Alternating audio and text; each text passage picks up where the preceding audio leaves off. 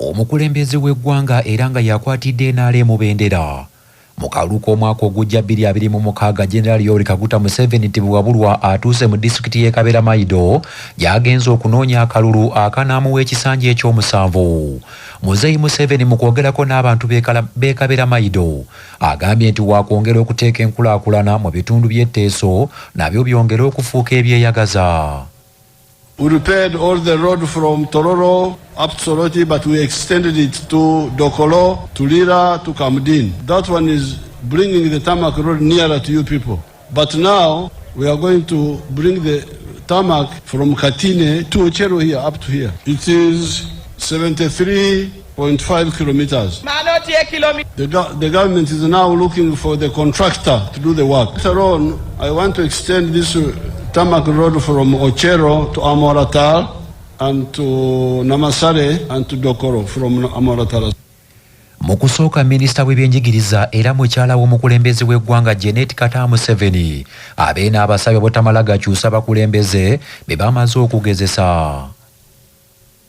I want to thank God for using the President and the NRM government, the strong foundation of our nation, Uganda, which has brought about peace and stability of our great homeland. Now, I just want to use this opportunity to recommend to you that you all remember to vote on that day for the President and the whole lineup of NRM government, so that Uganda can continue the building our shared inheritance of our homeland.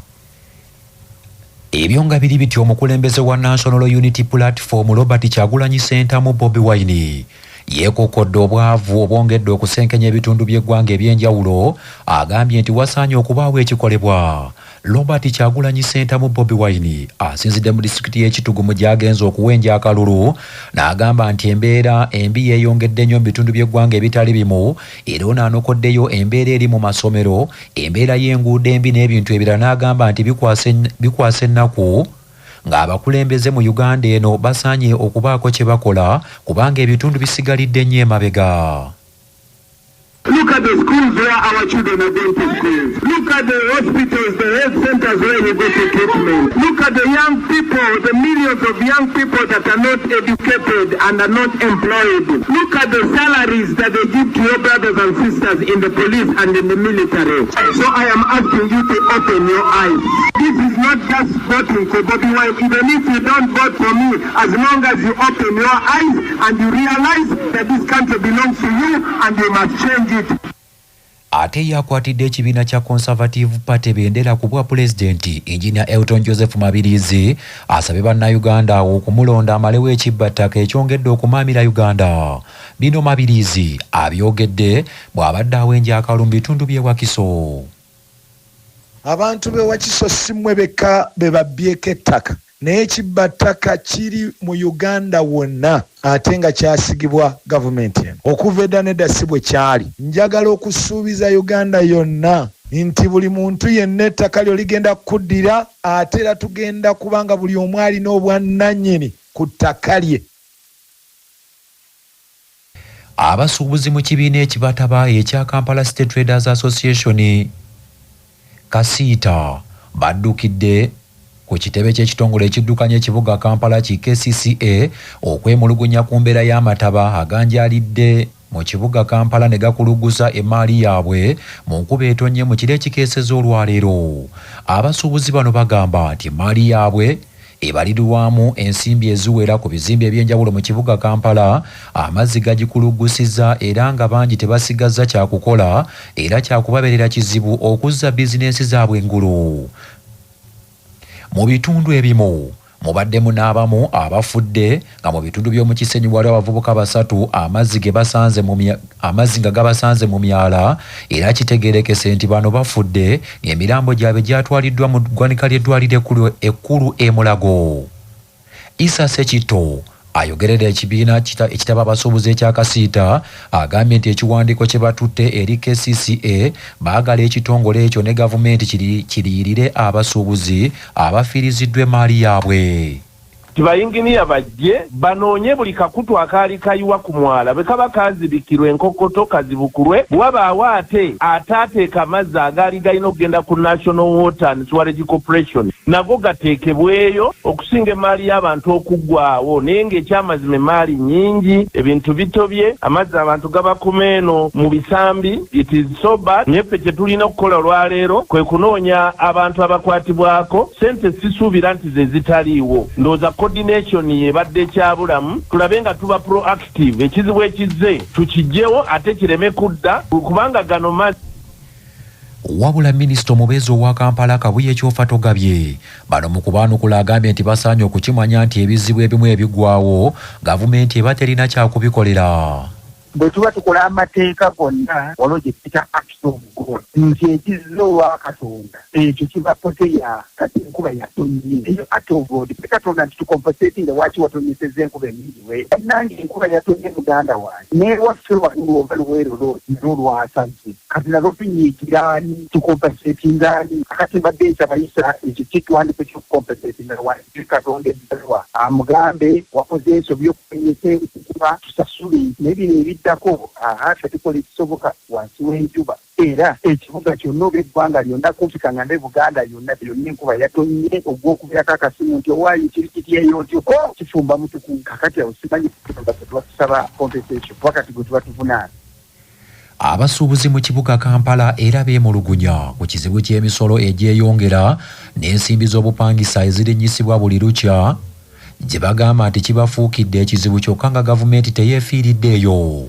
Ku nsonga eno minisita Kyofa Togabye agambye nti abasuubuzi basaanye okusooka okubeera abakkakkamu ensonga zaabwe yafeesi ya Ssaabaminisita egenda kuzikolako. Ennaku ntono nnyo isoyo yali ne pulezidenti kaanya kakati ayagala tugamba yalya mu basuubuzi olukwe ennaku bbiri emabega prime minister naye n'atula nabo ne tukkaanya ne bannannyini bizimbe era kiri ku likodi era bakiteeka ne mu buwandiike 10% gye tubadde tulowooza tugira tugirindako ebyo tubiyimirize era abasajja ne bakkiriza abantu nga bagamba tebatuwa ne lisiiti atulya ne gamba tetulina kye tukweka ne lisiiti tugenda nga zibawa buli asasula kakati ayagala ekisinga kaawo kiri tutya mukyakwata kino alandukira kirala yita kyagamba tayagala abantu bawe musolo byo bye tukola tunaazijjawa. Ebyo nga biri bityo poliisi mu Kampala n'emiriraano ekutta abantu abasoba mu 50 abateeberezebwa okubeera ababbi nga kigambibwa nti bano badde batigoma bannakampala mu bitundu eby'enjawulo nga babanyagako ebintu byabwe n'okubatuusaako obulabe. Bano bakwatiddwa mu bikwekweto ebikoleddwa poliisi mu Kampala n'emiriraano okuli poliisi ya Odi Kampala, Kinnawattaka, Wamala n'endala oluvannyuma lw'abantu okwekubira endulu ku poliisi olw'ababbi abasukkiridde okubatigomya. Okusinziira ku poliisi mu division y'e Nakawa, abantu 16 be bakwatiddwa okuva mu bitundu okuli Thailand, Katoogo, Kaggo, Kinnawattaka n'Embuya era nga bano basangiddwa n'enjaga saako ebintu ebikozesebwa mu kumenya amateeka. Mu bitundu bya Odi Kampala eno abakuumaddembe bayodde abantu 24 okuva Ennakulabye saako mu Kisenyi era nga bano basangiddwa n'ebintu omuli ennyondo, obuso n'ebirala ebikontana n'amateeka. Amyuka omwogezi wa poliisi mu Kampala n'emiriraano Luko Weesigire agambye nti abakwatiddwa bonna baakutwalibwa mu mbuga z'amateeka bavunaanibwe era ategeezezza nti ebikwekweto ebyo bikyagenda mu maaso okufuuza abamenyi b'amateeka. Poliisi mu Kampala n'emiriraano esigadde yeeyongera mu maaso n'okukola ebikwekweto era nga waliwo ebikwekweto ebyakoleddwa n'ebikwekweto byakweyongera mu maaso era nga twebaza abatuuze abasobodde okukwatagana naffe okutuwa amawulire g'obumenyi bw'amateeka era naffe ne tusitukiramu wamu okuba nti nno tubaako kye tukola era twongera obbasaba okusigala mu mbeera eyo ey'okutuwa amawulire ago naffe tusobole okuba nti nno tubaako kye tukola. Ate abakulembeze ku mitendera egy'enjawulo mu munisipaali y'Ekira bali ku bunkenke olw'abavubuka abagambibwa okutigomya abatuuze mu bitundu ebyo bawanjagidde ab'ebyokwerinda saaka abavunaanyizibwa ku nsonga ez'enjawulo mu ggwanga bateerewo abavubuka bano amatendekero ag'ebyemikono bafune ebyokukola olwo bakomye okutigomya abatuuze. Omusasu waffe Ssaalongo Kawuma Masembe yalina ebisingawo. Abakulembeze n'abatuuze mu Kira Municipality kutuka ku bino babadde beetabye mu nsisinkano n'abakulembeze ba Kira Municipality mu kufuna ebirowoozo n'enkola ennungamu ku mbalira y'omwaka ogujja 2026-2027. Bano bategeezezza nti ekigambo ky'abavubuka bano abato abatambulira mu gye bayise eggaali kisusse mu kitundu kyabwe nti ensonga esobola okubimalawo kwe kuteekawo matendekero agasobola okubayamba okufuna ebintu ebyokukola. Ebanywa ku kyayi w'enjaye ne batufuukira ebizibu. Meeya bwe kuba nga kwe kukkiriza ku olukiiko luno lwa embalirira eno, nsaba mukkirize abaana abo tubayingize mu budget bwe tubadde tumenya ebikoleddwa mu municipal. Mukyogeddeko bulungi nti temwinawe mutatadde ssente. Bwe mutuyingiza mu budget n'abaana abo tubeere abasaale ffe abakulembeze tusobole okubanga abaana abo tulubalwanako bave ku nguudo basomesebwe, abatagenda ku masomero bakole ebyemikono. Mu lukuŋŋaana luno olubadde ku Matterwood Hotel Namugongo lwetabyeko omubaka wa district mu parliament Beto Ethel Naruyima eyeebazizza abantu bonna abawaayo ettaka ku nkola ey'okufuna enguudo eza Chorus mu nkola eya Greater Kampala Metropolitan Area, naye kukulumira abasajja bavuga gamotoka gaganene kazaako erya Sinotruck lw'envuga ey'ekimama. Enguudo ndaba zitambula mwebale.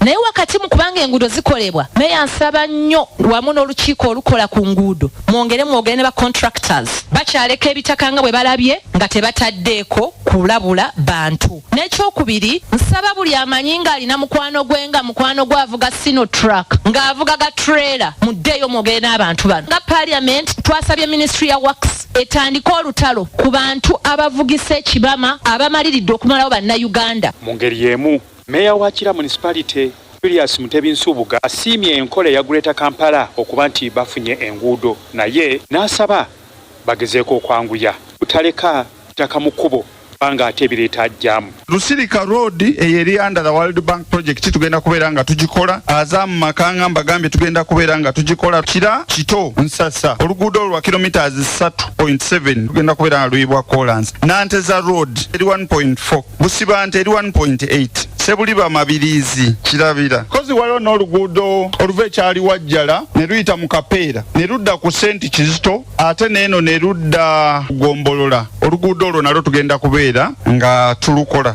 Kulwa Kyabasaka Omasembe wano Ekira mu Kyaddondo.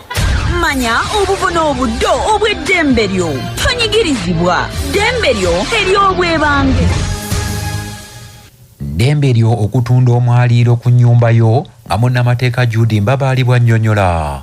Mu tteeka lya Uganda lye tuyita condominium law, omuntu akkirizibwa kuzimba kalina naye kalina eyo n'agisalaasalamu emyaliiro, buli mwaliiro n'agukolako ekyapa, olwo n'atandika okuguza abantu abalala emyaliiro egyo nga bafuna kyapa ng'era kyabwe kyabwebange tekiri bavaako, ng'era nabo bwe baba baagala okutunda omwaliiro ogwo kalina basobola okugutunda ne bagaba ebyapa.